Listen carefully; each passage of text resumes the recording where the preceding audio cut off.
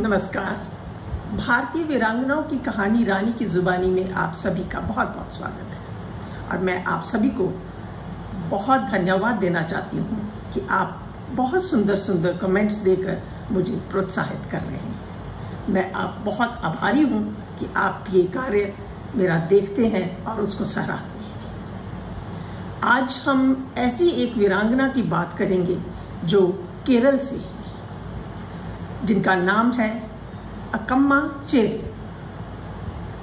अक्कम्मा चेरियन का जन्म 14 फरवरी 1909 त्रावणकोर की कंजरीपल्ली में हुआ।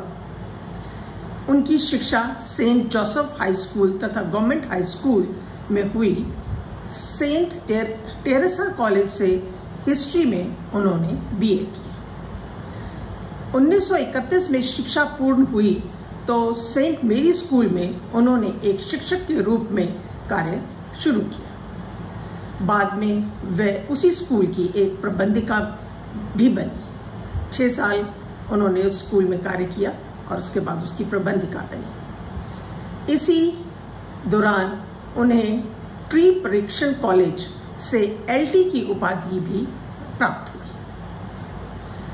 1938 में अक्कम्मा ने त्रावणकोर राज्य कांग्रेस के स्वतंत्रता के संघर्ष में वो शामिल हुए। उन्होंने राजनीति में जाने का फैसला किया और उन्होंने वहां की कांग्रेस को उसमें सम्मिलित हुई और फिर अपना शिक्षण का कैरियर उन्होंने छोड़ दिया। जब उन्होंने देखा कि मेरे देश को मेरी बहुत ज़रूरत है तो उन्होंने अपना जो कैरियर था शिक्षा का वो उसको छोड़कर भारत देश की आजादी की लड़ाई में जुट गई। त्रावणकोर के लोगों ने एक उत्तरदायी प्रशासन के लिए राज्य कांग्रेस के तहत आंदोलन शुरू किया, जिसे वहां के दीवान ने दबाने का फैसला किया। तो 26 अगस्त 1938 को राज्य कांग्रेस पर प्रतिबंध लगा दिए गए, क्योंकि वहां के जो दीवान थे वो नहीं चाहते थे, वो अंग्रेजों की तरफ उनका दबाव था, तो वो नहीं चाहते थे कि भारतीय इसके ऐसे आंदोलन करें, क्योंकि उनकी जो इमेज थी उसके ऊपर क्षति आती थी। इसके बाद सबने अवज्ञा आंदोलन का आयोजन किया, जिसका प्रमुख राज्य कांग्रेस के नेताओं को गिरफ्तार किया। वहां पर जितने भी कांग्रेस के नेता थे उनको गिरफ्तार कर लिया गया उस आंदोलन में और सलाखों के पीछे उन्हें पहुंचा दिया। तब राज्य कांग्रेस ने आंदोलन की कुछ पद्धतियां बदलने का फैसला किया, क्योंकि बहुत सारे नेता उस आंदोलन में सलाखों के पीछे जेल में चले गए थे, तो उनका नेतृत्व करने के लिए कोई बहुत ही कम लोग बचे थे, तो इसीलिए उनको कुछ पद्धतियों को बदलने की जरूरत पड़ी। इसकी कार्यकारी समिति भंग करके इसके अध्यक्ष को एकात्मक शक्तियां प्रदान की गई और उन्हें अपने उत्तराधिकारी को नामित करने का अधिकार भी दिया गया। एक कर 11 अध्यक्ष गिरफ्तार हो गए। जाहिर है कि इतने लोग अगर गिरफ्तार हो गए तो पार्टी के लिए बहुत मुश्किल हो जाती है। 12वीं अध्यक्ष फिर बनी अक्कम्मा चेरियन, क्योंकि ये भी बहुत सक्रिय कार्य कर रही थी तो इनको फिर चुना गया। अक्कम्मा चेरियन ने राज्य कांग्रेस पर लगे प्रतिबंध रद्द कर थपनूर से महाराजा चिथिदा थिरुनल बलराम वर्मा के महल तक खादी की टोपी पहन झंडे लेकर एक विशाल जन रैली का नेतृत्व किया। आंदोलनकारियों ने सीपी रामास्वामी अय्यर, जो वहां के दीवान थे, जो ये आंदोलन नहीं चाहते थे और जिनका झुकाव अंग्रेजों की तरफ था, उनको बर्खास्त करने की मांग की। जो ये आंदोलनकारी थे उन्होंने कहा कि हम ये दीवान नहीं चाहते और इनको बर्खास्त किया जाए उनके पद से, जिनके खिलाफ कई आरोप लगे हुए थे। ब्रिटिश पुलिस के प्रमुख ने 20,000 से अधिक लोगों को इस रैली की आगजनी कहने का आदेश दिया, परंतु अक्कम्मा ने चिल्लाकर कहा कि मैं इस रैली की नेता हूं, दूसरों को मारने से पहले मुझे गोली मार। ये एक बहुत साहसपूर्ण कार्य था जो उन्होंने उस वक्त पे किया। और वो अपनी वो जो रैली थी उसमें सबसे आगे आके खड़ी हुई और उन्होंने कहा कि मेरे को अगर कुछ भी आपने करना है तो पहले मेरे ऊपर से या मेरे को गोली मारो, मुझे मारो, उसके बाद ही मेरे जितने भी क्रांतिकारी और लोग हैं उनके ऊपर आप हमला कर सकते हो। उनके इस साहसिक शब्दों से पुलिस अधिकारी को अपना आदेश वापस लेने के लिए मजबूर कर दिया, क्योंकि वो डट कर वहां पर खड़ी होंगी कि अगर कुछ करना है तो पहले मेरे साथ करो, उसके बाद ही तुम कुछ और कर सकते हो। इस वारदात के बाद महात्मा गांधी ने उन्हें त्रावणकोर की झांसी रानी के रूप में सम्मानित किया। 1939 में निषेध आदेशों का उल्लंघन करने के लिए उन्हें गिरफ्तार कर लिया गया, क्योंकि उन्होंने अंग्रेजी सरकार के जो बहुत से आदेश थे उन्होंने मानने से इनकार कर दिया, तो उन्हें गिरफ्तार कर लिया गया।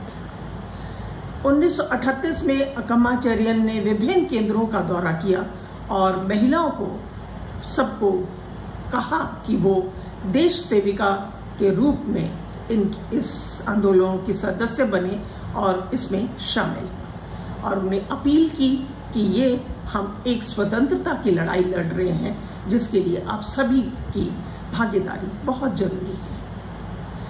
इस स्वतंत्रता के संघर्ष के दौरान अक्कम्मा को 2 बार कारावास की सजा सुनाई गई। जेल में उन्होंने कई बार अपमानित किया और उनको धमकियां भी दी गई, क्योंकि महिलाओं को जो जेल में जाती थी उनको बहुत यातनाएं, जो मैंने आपको पिछले अपने श्रृंखलाओं में भी बताया कि उनको बहुत यातनाएं सहनी पड़ती थी। और इसमें भी यही हुआ कि उनको ऐसे अश्लील शब्द उनके ऊपर इस्तेमाल किए जाते थे, उनको बहुत ही जो गलत तरीके से उनको अपमानित किया जाता था, लेकिन वो विचलित नहीं हुए। जेल अधिकारियों के निषेधों के कारण कई कैदियों ने उनके साथ दुर्व्यवहार भी किया और अश्लील शब्द भी कहे, लेकिन वो स्वतंत्रता सेनानी विचलित नहीं हुए।